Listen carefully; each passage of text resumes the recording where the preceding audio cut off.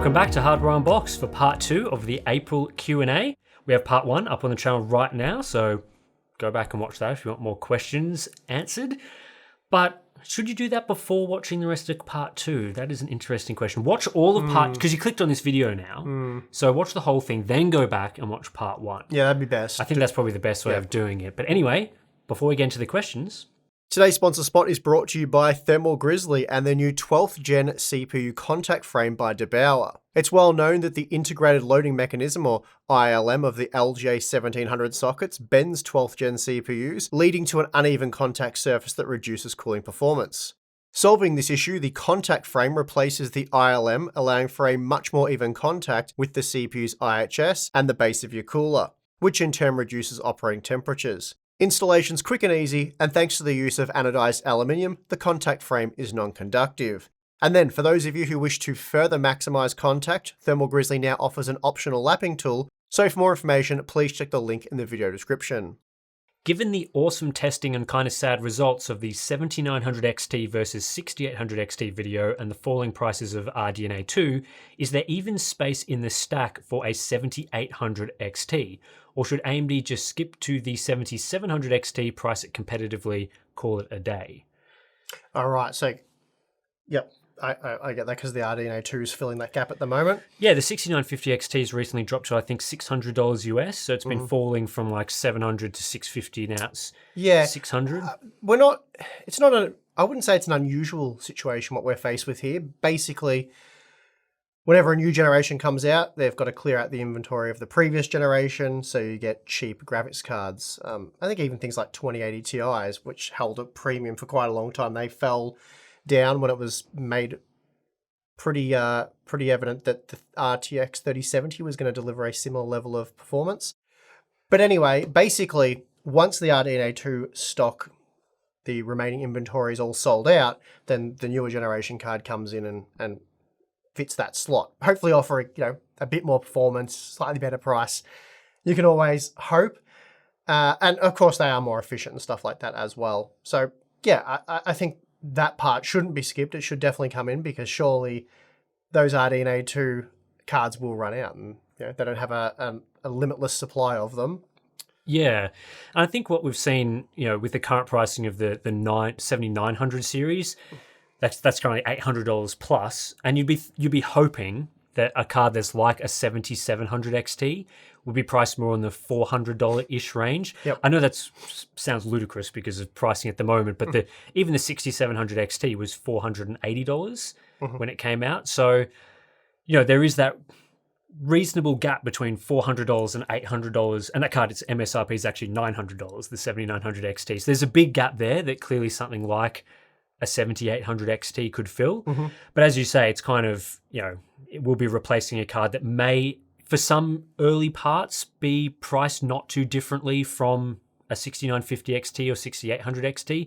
And I think that's the difficulty with some of these reviews, is that you have to balance sort of the MSRP discussion, where, a 6800 XT would have been more like, what was it, $650, 6900 XT was $1,000, versus the current pricing, because that current pricing is not going to stay around forever. That's right. And, even today when we had those sort of cheaper 3090s, 3080s, you now can't buy that sort of product. So, yeah, it can be a difficult discussion there, but I think there is, certainly once those RDNA 2 cards set up, there will be room for something like the 7800 XT. Yeah, absolutely. And I see a lot of times in our day one reviews, people say, you got to stop doing the MSRP pricing. Because when I break down the cost per frame, I do MSRP first, and then I do, typical current retail pricing. And I think getting both of those gives you the full picture.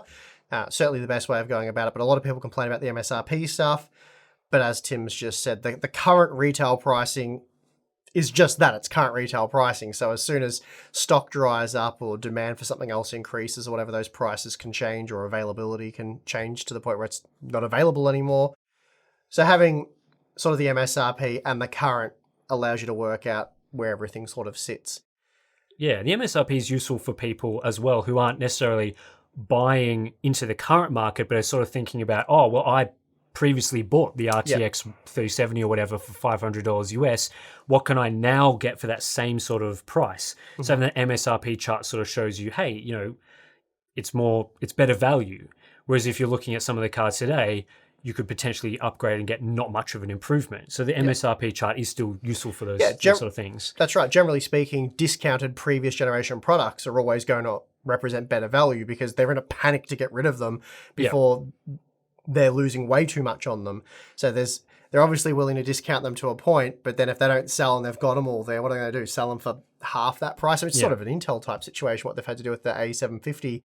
So they want to avoid that. They want to make them really attractive, but not sell them for nothing. And yeah, generally that makes the new stuff not look as attractive. But having said that, the new stuff sometimes offers new features, obviously updated support, more efficient, stuff like that. So there is a reason to pay a premium for the new stuff opposed to the older stuff. But yeah, means there's sort of something for everyone. You can get yourself a discount or jump on the latest stuff. Do you think an investment into an AM5 build will eventually be paying off over time, as the platform may support newer CPUs for longer and may also allow the DDR5 RAM to be possibly reused in the build after, even though one is actually looking for a more budget-oriented build based on, say, 5600 and B550 board, as prices for DDR4 and the AM4 platform are becoming extremely affordable? So this is sort of like the budget. Do you go with the AM4 platform with DDR4 that's kind of dead, but is certainly very affordable if you're a budget shopper? Or should you go for like the budget AM5 build, which is a bit more expensive, but gives you that CPU longevity? And sort of like, could you reuse the DDR5 and stuff like that? Like, is it worth it at the moment? Right. So yeah, we'll come at it from a is it worth it type situation. Because obviously if you're trying to spend as little as possible, you don't have a computer, you need a computer, you don't have much money, want to spend as little as possible, as I said, obviously AM4 is going to be cheaper and still give you a pretty good gaming experience. Yep. And you've got access to parts like the 5800X 3D. Don't know what that's priced at now. It was like $300, but obviously you want to get something like maybe a 5600. That'd be below $200, I'd imagine. I haven't seen prices in the last little bit. But yeah, I would personally cough up the extra money, get myself... I've talked about the ASRock B650 MHDV, won't say the full name. That's $120 US. I would be inclined to spend probably closer to $200, even for a budget system, to get like a good quality B650 board, full size ATX board, maybe 4 DIMM slots for a bit of expansion there down the track, a few extra features and things, because I'd plan on using that board it'd be like my B350 investment, but an actually good motherboard. Yeah. That, in 1 or 2 generations from now, you could get a 3D V-cache equivalent type CPU and get just a monstrous, but like, think about, a decent B350 board with like a Ryzen 5 3600 with DDR4 3200 memory. That was a pretty good value combo back in 2017. And then you upgrade that to a 5800X 3D and you're getting monstrous, like 80% plus gains. So if that's achievable, again, we're just spitballing here. We have no idea what the future brings for the AM5 platform. But if anything's remotely similar to that, then it'd be worth spending a bit more money now to get yourself a half-decent board. DDR5 memories come down significantly. I realize it's still much more expensive than DDR4, probably roughly twice the price for a sort of equivalent type memory. But that's what I'd be doing. I'd be investing in the DDR5 now, because I'm sure like DDR5 6000, CL36, 3230, that would be perfectly fine with like a Zen 5 CPU. You'd still get a lot out of that. Yeah. I think it really comes down to whether you see yourself as an upgrader or you're going to hold onto your system for a long time. Like, there are certainly budget buyers who, they've saved up a lot of money over a long period of time to afford their system, and that's likely to be the case for their next build as well. So if you were, you're saving up a lot of money and you're only looking at like AM4 sort of pricing, and you want the absolute best performance because, you saved up, you want the best value, then I think there's still a case to be made for AM4. Like, if you're not planning on, you're thinking of just you want the best now and you're going to wait another 5-6 years for an upgrade, then there is that case to be made. You buy the best stuff now, the best value stuff, which would be AM4. But if you see yourself more as that upgrader where, you're thinking, I'm going to buy this now and then I am going to have the budget for a new CPU in a few years. I'm going to have the budget for, maybe a memory upgrade at some point or other upgrades, then it makes more sense to go down that AM5 path. But it really depends on sort of your budget and what you see over time. And that's really difficult in the budget class because there are definitely a variety of different shoppers. Like there are people that spend money consistently throughout many years, but that amount of money is low, which means they're still in the budget class. But then there are people that spend a lot of money at once and then will wait a long time. Yeah. So I think it can depend there. You have to weigh it all up. I mean, the advantage of AM5 is it is definitely faster in all circumstances right now. It's more power efficient and it's faster. So it's not like it's not the future-proofing angle where you're spending a bit more for basically the same now, hoping it will pay off down the track. You're spending more now and getting more. That's true. But then like price for price, you'd probably be getting... Cost per frame is roughly the same.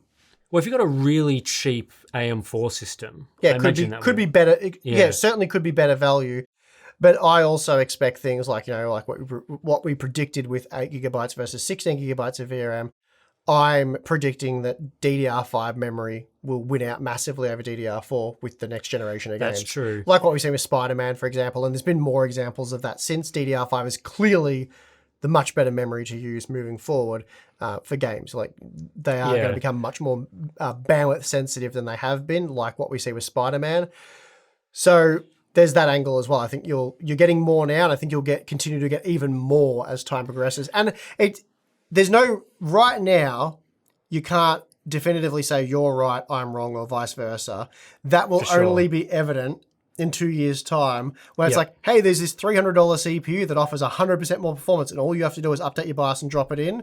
Whereas, you'd have to buy a new motherboard and new memory for the AM4, which, that may be only like $150 cost in a few years' time, but it's a cost you don't have to incur. And that cost would offset how much great value the AM4 was now. Without knowing the future, it's very hard to answer accurately. I'm thinking more like min-max people where an AM5, even the entryest of level AM5 system is right on the edge for them in terms of their budget.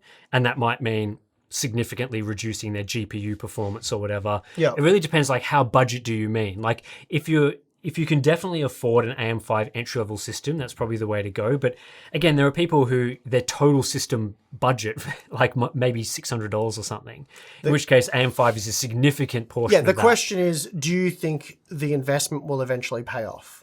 Yeah. My answer is yes. I can't tell you for sure. It's like hedge your bets kind of thing. I'm not giving financial advice on investing in PC parts, but I would invest in AM5 personally because I would enjoy the extra performance I'm getting now and features, and I think down the track it will just continue to pay off. So that I would be going AM5. I would not be looking at AM4 anymore for a full system build. If you obviously have an AM4 motherboard already and some DDR4 memory, and you've got a older Ryzen 5 2600, 3600, 5800X3D is an awesome way to breathe a lot more life into that PC. And I guess for AM4, you'd probably be better off like if you were doing a full system build, like looking at used parts and used market sort of thing, because you'd be that budget constrained that there's so many ways to go about it. So like I said, if you're trying to save every last dollar, then AM4 is very appealing. If you're like, look, I want to make sure I'm getting good bang for my buck, but I'm not penny pinching. I've got a bit of money to spend here. I could afford a 7600 or a 7700 and, a sort of mid-range entry-level-ish type B650 board. Then I'd be like, just stop thinking about it, get AM5. So hopefully we'll get some great CPUs down the track that you can just throw on that board with a BIOS update. All right, Tim. I know you guys don't cover the financial side of the PC industry, but I thought I'd take a shot at engaging the money part of your brain with this question. Have you got a money part of your brain, Tim? Not really. Given all the doom and gloom news of PC hardware sales being down, how long will it be until Intel, Nvidia, AMD and their partners lower GPU and motherboard prices to something approaching sanity? Doesn't seem to be the strategy at the moment from these companies. It's more about adjusting the supply side of things to match the demand. So instead of producing heaps of, GPUs or CPUs or whatever and going, whoops, we made too many of these and they're not selling at this price, now we have to lower prices, they're trying to make less of them. So then they don't have to sell as many and they can sort of match it up to the people who are willing to pay the current prices a bit better. So it seems like all companies are sort of on board with that strategy right now. which again sort of makes sense from their perspective, right? Like instead of taking those $300 CPUs and making them $200 to sell more, you just sell fewer $300 CPUs. But again, they have to weigh that up with, can we, incentivize people who only have $200 to spend to buy something? And you need to have a product in that price category to sell, but it could be an inferior product, of course. So I think with the CPU side of things, we typically see a very good spread of products right down to the sort of $100 range. Same with motherboards. A620 boards may not be amazing if you're buying an AM5, product, but they exist. Whereas on the GPU side of things, clearly they've got issues now where there's no products at low prices. Yeah, I mean, it seems pretty clear to me, like we discussed last Q&A, where you sort of, I don't know if you disagree with me, you just thought it wasn't very plausible in terms of, financial meetings and whatnot. But it seems to me that they've seen this opportunity. Well, the cryptocurrency boom thing, what is it, like the third time it's happened? But this was the most significant time. At least twice. At least twice significantly. Yeah. So you've got the pandemic, cryptocurrency boom. It was like roughly a 2-year period there where you couldn't buy a graphics card. Basically, the demand was so extreme that it just couldn't be met. They couldn't meet it. They were pumping out the cards as fast as they could, and they were basically sold before they entered the retail channels. They were just gone. So that was good for them. Record profit margins, all that stuff that corporations love. And they're like, well, the good times they're going to end at some point. They probably ended a bit sooner than they were hoping for. We don't want them to end. We want to keep making good profits. We don't want, AMD's historically been a company that sort of bunches of punches, whereas Nvidia's a bit more of a heavy hitter. And they just want to keep those good times going. So they've tried to keep, I think they're trying to balance the whole gamers' demand and hunger for products. Yep. And rather than just turn the tap back on and go, here you go, $300 GPUs, life's good again, enjoy. They're like, we're not really going back to those times. We're going to keep you guys kind of desperate for PC hardware. Although you're aware that cryptocurrency is over, you're aware that availability is as strong as it's ever been, we're still keeping that mindset of these are premium products that cost a lot of money. If you want them, you pay a lot of money. Hence $800 US 4070 Ti, which is absurd. But that's what they're trying to maintain. And it's sort of this, I don't know, arm wrestle or gamers holding out to force the prices down.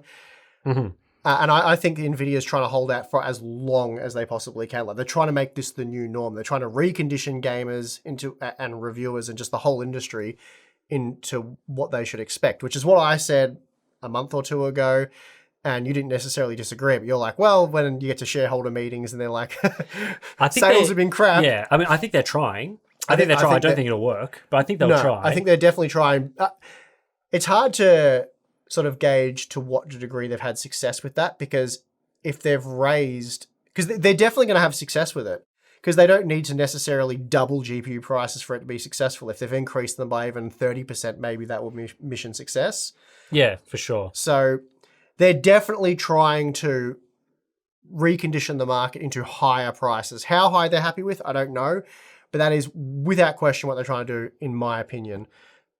And this is how it's playing out. So if people don't rush out and buy 4070s and stuff, and it's tough for reviewers, because I really struggled with my 4070 review. I know we're going a little bit off topic here, but let's talk about the 4070 review for a second. Sure.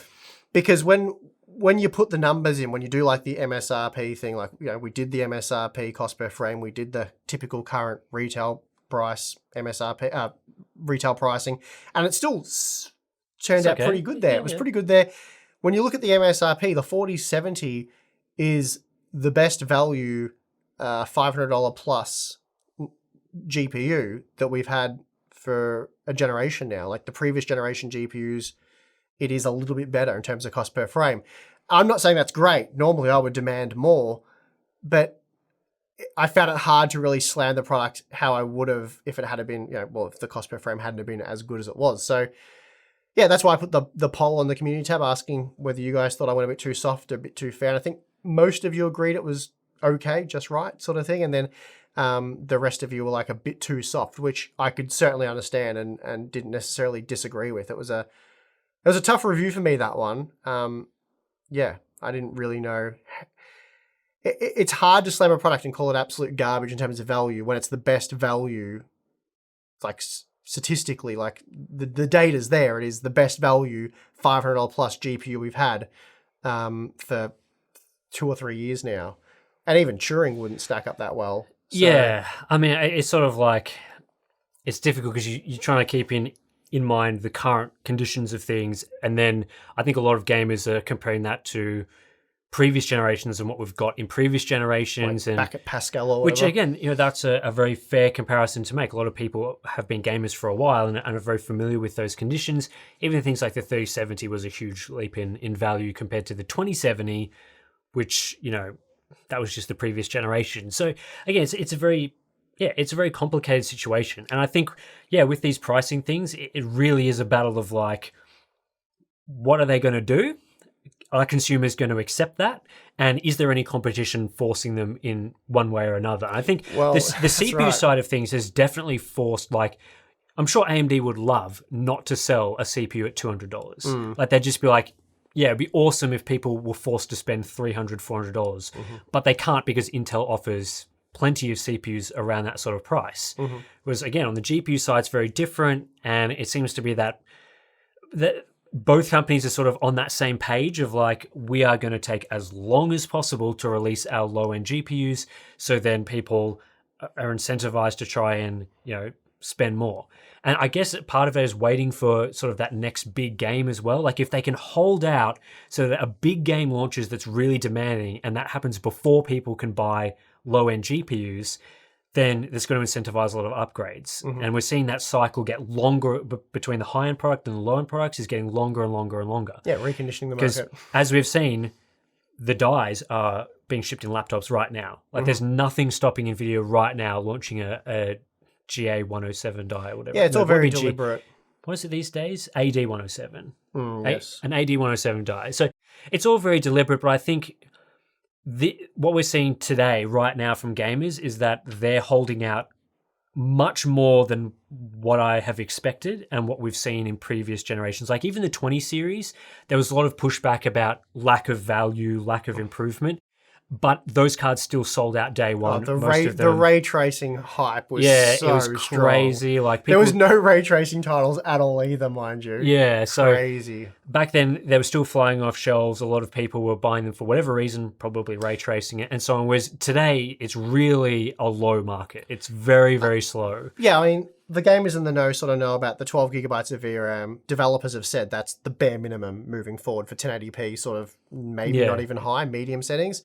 So the VRAM is a concern. I think, while I'm certainly not suggesting that ray tracing is a gimmick by any means. I've continually become more and more impressed over the years with what ray tracing can do. My opinion on ray tracing has evolved as the implementations have evolved, which I think is very fair. But we poll this with you guys regularly. Has ray tracing been disappointing? How much do you prioritize ray tracing? And it seems like ray tracing isn't a huge priority for a lot of our audience. And I think the sort of ray tracing cat is out of the bag type deal, people aren't as hyped for that angle anymore. So it's a nice thing, you want to keep that in mind, ray tracing. You want some good ray tracing performance, because there might be like a new Cyberpunk type game that looks absolutely breathtaking with ray tracing. So you want the maximum performance. So that's all very reasonable and realistic. But at the same time, I think a lot of gamers are like, not wanting to pay a huge premium for that. Not as hyped for ray tracing as I was a few years ago.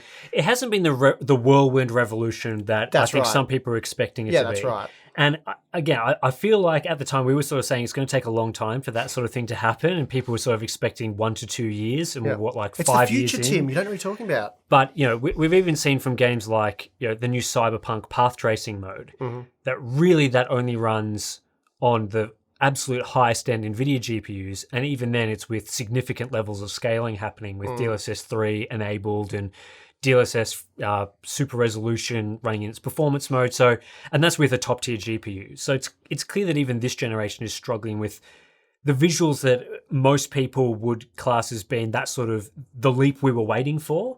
Like, the path tracing mode does look pretty good, and I think a lot of games would look better with something like that. But if you can't run it on a $500 GPU, or even better, a $300 or $200 GPU, we can see the tactics being repeated, right? They're trying to hype with that. It's not really feasible. It's like very much what ray tracing was early on, which I think we rightfully said it so looking back, was that it was a tech demo. Ray tracing initially on your RTX 2080 Ti, when we got a couple of games, it was more of a tech demo, especially for those that didn't have the absolute best hardware. It was a tech demo. Turn on, had to look cool. I'm not going to play the game at 30 FPS or less. And now, as I said, now that the sort of hype has died down, they're rehyping it with a new iteration. They're giving it another taste of what's to come. So I think that angle has sort of not worked out perhaps as much as they would have liked, but then the DLSS angle has sort of taken over a lot of that in some respects, and that is a feature that people are really looking out for these days. So, there's just ebbs and flows with those sorts of things. I would expect with, Unreal Engine 5 nanite games that's going to bring in a new wave of sort of hype about games and get people upgrading to things that support that sort of technology. Again, we don't have a really good insight into what that's going to require yet, outside of like Fortnite, which again, I don't think many people are making too many conclusions on that. But it's one of these really interesting things where you look at the market and there's a lot of very interesting angles. Like there's all sorts of different things you can look at and see what they're trying to do. And, what are investors going to say when GPU sales are poor? Are they going to tank the stock price? Or in the case of NVIDIA, they're getting a lot of momentum from AI acceleration at the moment and powering, the latest AI tools. And that could really save them and really, gloss over the issues with their gaming division. So, there's so many different things happening at the moment that the only thing you can do as a consumer is just, if you're not satisfied with the products and you think they're poor value, don't buy them. That's all you can do. Wait for something, keep holding out, keep waiting, and keep messing around with games, different quality settings, seeing how you can optimize what you currently have. Because over the pandemic, lots of people were doing that, sort of having a look and saying, I actually don't need to game on ultra. High settings, medium settings look really good. That's enough for me. That's still a great way to go about things and sort of, just optimize what you have, hold out. And I think that eventually, if people do that for a long enough period of time, will win out. But it's exactly right. I mean, that's the point I tried to make in my original 8GB versus 16GB VRAM comparison, is that an RTX 3070 is still a really impressive graphics card. It works really well. It's just not a premium tier product where you can crank up the visuals and turn on ray tracing in the latest and greatest games, because they do require more than 8GB of VRAM.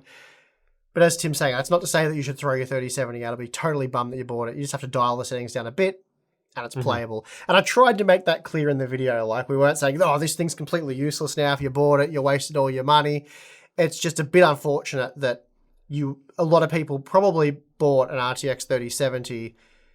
I know there was the whole cryptocurrency thing over an RX 6800 because, ray tracing, DLSS, which turned out to be, a great thing.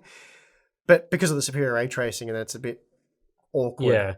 But that's always the way. People get a little bit upset when a product that was high end is now classed as mid range, and that's sort of a pain point for a lot of people. It's inevitable. You just hope that it doesn't happen so quickly and so but even when it does inevitably happen, there's a little bit of frustration there that they no longer have the best cutting edge stuff anymore, and it's becoming clear they have to upgrade.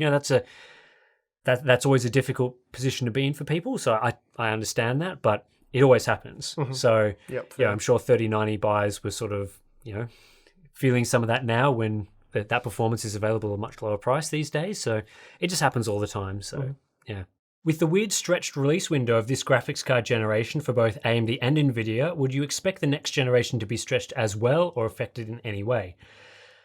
Yes. As I think we've talked about in a few other questions, it's pretty clear that this is the strategy these days, is to release your high-end graphics card first, make people really salivate over that card as much as possible, and then make people wait a super long time to get the entry and lower tier cards. It used to be the case several generations ago that, the difference between when we saw like a 1080 launch versus 1060 was maybe 6 months, a bit less than 6 months. But it's really been with like the 30 series and now this 40 series as well that they're taking like a year or more to get from the higher tier cards to the lower tier cards. And it's not an issue with silicon. The silicon is available. It's ready to go. But they, as I said, so it's a marketing strategy. They want people to spend as much money as possible. Then once all the people that, are going to spend $800 have spent that $800, then they move down to the next tier of people. And then there's a couple of months for those people to spend their money, and then they move down again and down again. So I think the strategy has been effective for them, and I don't imagine it'll change with future generations. Yeah, I'd agree with that. I think it was an unintended consequence of the cryptocurrency boom that we saw for the previous generation. Mm-hmm. And I think they've just decided that although they don't necessarily need to do that now, well, for this generation, they perhaps do because they did have built up inventory of previous generation cards. They didn't expect the boom. They don't have a crystal ball like us. So they didn't expect the boom to just all of a sudden end. Cryptocurrencies tank and then the demand just dry up overnight, essentially. So they were left with lots of, GeForce 30 series products and, Radeon 6000 series products. So they had to sell those. And we've seen how they've done that effectively from the high end and they've filtered it down the low end. So the strategy obviously was to clear out the high end inventory first, apply discounts there and create a bit of excitement now that they were back in stock, clear that out as quick as possible to make way for things like the RTX 4090, RTX 4080. Then move down and continue to clear out things like 3070s, 3060 Ti's, 3060s, which they're in the process of doing now before releasing, 4060s and stuff like that. So I think this generation, it was somewhat of a necessity, but they've seen the advantages, as you've talked about with marketing stuff, of like upselling people and getting them to go that next tier up, but they don't want to hold out or wait anymore. The new generation's here in a sense, so let's just, stuff it. I'm going to get a 4070 rather than a 4060. So they're, people just, or gamers aren't willing to hold out. So they're doing a bit more impulse buying maybe, or just forced into upgrading. So I think that's the strategy. I think they've seen how that's working and maybe they're like moving forward, we'll do that. So I think that's what we're going to see. On frame generation and FSR/DLSS quality comparison and similar future features, could tools that are meant to analyze the human perceived quality degradation for encoded video be used to help provide a rating of these features? Of course, only for games that generate the exact same output for a given benchmark pass. So tools like VMAF, which is used a lot for video encoder quality comparisons, and same with VQM, and there's a few other tools there as well, but basically, those tools like VMAF, they're designed to give you a score that ranks how good the quality is of your encode by sort of comparing it native versus your encode. It tries to see, use a whole bunch of algorithms and stuff to come up with sort of a quantitative number. A lot of the work we do is qualitative. So people are always looking for that. How do we define this in numbers? Can we put it in a chart to sort of show, DLSS quality has a number of 80 and native is a number of 90 or whatever. So, it gives you that relative difference. It's 20% better. Yeah, exactly. I want to say how much better DLSS is in percentages. Yes, that's what people want. Mm-hmm. And I've seen this come up a lot with these sort of things. How can we do this? And I think there was we will link to some article on Twitter or someone's, personal blog that I read where, they were talking about doing this. And the issue with this is that those tools are great for video because every single frame is the same. You get a movie, you re-encode it. It's literally the exact same thing. Every single frame matches up to every single frame that you've put in. With games, this is incredibly difficult. And you might think, yeah, of course, it's going to be difficult if you're doing in-game benchmark passes to line it up exactly every time. That's not going to work. But surely built-in benchmarks work, right? They absolutely do not work. And the reason for this, and you might have even seen this in some of those comparisons that I provided, is that built-in benchmark passes still have some form of variance in them when you run it from one run to another run. If you're playing... So they're a little bit dynamic in nature is what you're saying? Yeah, so like they'll follow the exact same path, they'll do the exact same effects, but let's take the Call of Duty benchmark, for example. It follows the exact same path at the same timing, but the smoke effect may linger on screen a little bit longer in one pass versus another pass.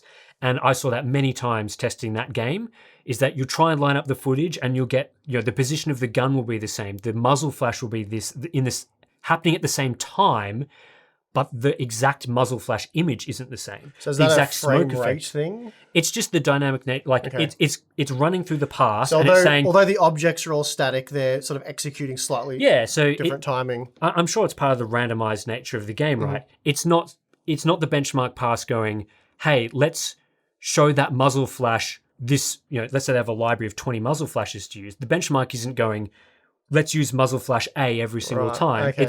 It's using the in-game method, which is choose muzzle flash at random for that gunshot. Which can make it a bit more CPU intensive, for example, which makes it a slightly better benchmark if Yeah, it's more realistic it's- to actual gameplay. Exactly. Like they're going through a pass as the game is played. They're not designed for visual quality analysis on the level that's required for those tools. Those tools require the exact same frame because they're measuring differences. Yeah, there'd probably be a game where that does happen, but it would Yes. be, yeah, there'd be like 1 out of 10 games or something like that. Exactly. And there are even games that are slightly off on timing. So things like the Red Dead Redemption 2 benchmark that I used, the benchmark may run for 2 minutes and it's doing all the same actions throughout the pass. But even when you lock the frame rate, it may slightly get out of sync by like 1 to 5 frames, which again, if you're doing a comparison like that and the benchmark pass is off by 5 frames, it's doing the same thing. It's perfectly fine for qualitative analysis, but then you run it into a tool and it's like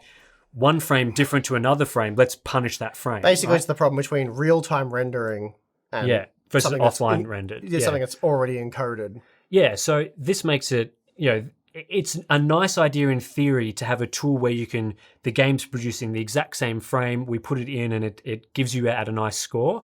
But just the reality of testing makes that almost impossible. And this was really reinforced doing that 26 game comparison. There are many, many examples, even things like cutscenes, where I had to slightly adjust the frames to match up in the footage. And even then it can be very difficult just with the dynamic nature of games. I guess the argument would be, well, you have the same problem when measuring FPS performance, which is why we have a 3-run average. So you could do like a 6-run average of image quality. But depending on what the variance is, the results could be completely useless. Yeah, and I think you can't really do a 6-run average because it's comparing one thing versus the other thing. Mm-hmm. So if the frames are always out of sync across 6 frames, you're not getting like the average quality Just getting a whole versus heap the of average. random data. You're just getting like bad. Maybe on one occasion it lines up and then another bad result. Well, all the people that were asking for the one thing I noticed with this, because I did follow this a bit, the people that were criticizing and saying you should have used these sort of tools and stuff, less subjective type testing, were all arguing that FSR definitely wasn't as inferior or even inferior to DLSS, whereas your opinions definitely seem to represent what gamers were saying.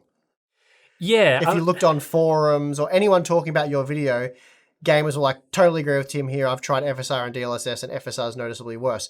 I didn't really see many or any people, gamers who had actually tested them themselves, contradicting what you'd been saying. So I found that interesting. Yeah, for sure. And I think as well, like with tools like VMAF and all that, the algorithms are often based on perceptual quality tests. And by that, I mean, what they do is they get in a whole bunch of people, they show them image A versus image B, and they get people to provide feedback, which is then worked into the algorithm. Mm-hmm. So they do multiple passes and they tweak the algorithm so that they target a certain score, meaning a certain percentage of people finding the 2 images identical, or whatever the case may be. This is a very common way those sorts of algorithms are designed.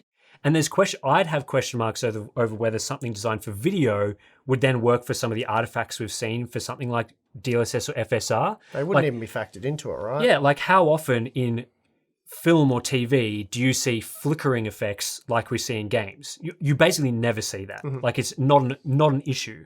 Whereas with games, you often see that 1 frame, next frame, next frame, next frame will have those flickers from one thing to the other. And how well does that algorithm account for something like that? Like, is that something they're testing for? Whether the frame directly after the frame looks the same as the previous probably frame? wouldn't even pick up flickering, right? Probably wouldn't be designed for that because, again, it's not an artifact that you see in video. Mm-hmm. So, yeah, you need like a custom algorithm designed for it. It's very, very complicated. Again, it sounds ideal and, people are always like, yeah, you should use that. That surely is a great way of doing it. But again, you sort of look into it and you test it thoroughly and you look into how those algorithms are designed. You just come to the conclusion it's not really possible, unfortunately.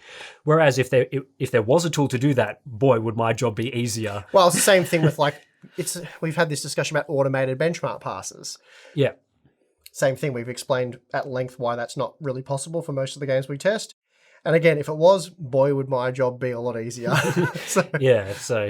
Yeah, I'll probably use a tool like VMAF to compare. I'm planning to do, let's test image comparisons out of the video encoders from the latest GPUs. Let's see whether, the whole NVIDIA has a better video encoder is true. I'm interested in looking into that. And I will be using tools like VMAF for something like that. But yeah, for these DLSS things, it really is just my opinion at the moment. You're more than free to disagree with my opinion. You can look at the samples and be like, hey, I disagree. I think artifact A that you thought was not important is important to me, or whatever. That's the beauty of those videos, and having those comparisons for you to look at, so you can see it and be like, hey, I saw something you didn't see, or I disagreed. That's fine. I mean, also, chances are, well, you'd have to be a GeForce owner, but that's where this really applies, I suppose. If you're a GeForce owner and you play a lot of like Call of Duty, and Tim tested Call of Duty, you're free to test DLSS and FSR and see, does your subjective experience align with Tim's? Yeah. And again, based on the user feedback I saw, pretty much by and large, people were agreeing with what you had seen. So some of the games were more difficult to test than others. Like, I think out of the 26 game suite, I'd personally played through maybe 15 of them. So there was about 10 games there where I wasn't super familiar with them, which makes testing difficult. But certainly a lot of the games, even when I was only showing like a suite of 3 or 4 comparisons, some of those opinions were based on actually playing the game the whole way through. Like Dead Space, for example, I found the ghosting really noticeable in that, playing it throughout the whole way. And then you go back and you sort of try and find examples to show people that can get that feel for that. And I think that's where a lot of those comments come from. It's like, it's not just the exact examples I show, it's people getting through, playing the whole game. Yep. Sort of, there'll always be times where things we're not able to capture, we miss things, because a game may take 20 hours to complete. How do we possibly condense that into a minute of footage? It's very, very complicated. So yeah. Do you expect used 3060 Ti, 3070 and 3080s to drop in price significantly now due to their VRAM limitations? I don't know if I expect that. It'll depend on a few things, but no, I don't think so. They probably should. I don't expect that they will just, because people are more concerned about VRAM now. I think what would make them drop significantly in value is if you got like, a 16 gigabyte 4070, which we didn't get, or 4060 Ti, something like that delivered similar level of performance or better performance while having twice as much VRAM. That would slam. And that's what we always see, right? When 2080 Ti sell for $1,200 US, and then people know that you're going to get that similar performance for $500. And I think, this sounds crazy saying it out loud, but were they selling those for like $400 secondhand or something? Like, people were just trying to get rid of their 2080 Ti's, and yeah, for around 500 or less, definitely. There was like a couple of weeks where that was the case, and then the stock issues happened, and then it sort of changed a little bit. Then it was like, oopsie. Yeah. So I don't think it's just, I don't think the VRAM angle alone is going to force prices down that until we see cards with more VRAM, or if it just becomes like, again, a 3060 Ti, if you buy that card secondhand, you're probably like medium settings is fine. You're going to be really happy with that. And then lower end cards, again, like we've said, they're lower end cards. You're not expecting to play at, 1440p high, for example, which, you can't do with an 8 gigabyte card in games like The Last of Us and Hogwarts Legacy and stuff like that, especially Hogwarts Legacy with ray tracing enabled. Yeah, I mean, we've seen a few, like looking at used prices for the GPU pricing updates. I think the 2080 Ti over the last year or so has been slightly more expensive on the used market compared to the 3070. So similar levels of performance. The 2080 Ti is 11 gig versus 8 gig of VRAM.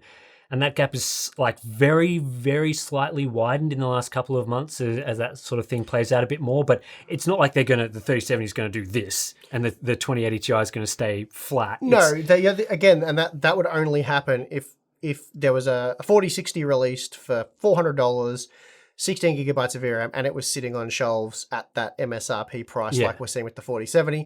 That would really put a lot of downwards pressure on the used market. But until that happens, and that's not going to happen because they're almost certainly going to be 8 gigabyte cards, which is depressing to think about, but that's where we are. All right, and that does us for part 2 of the April Q&A series.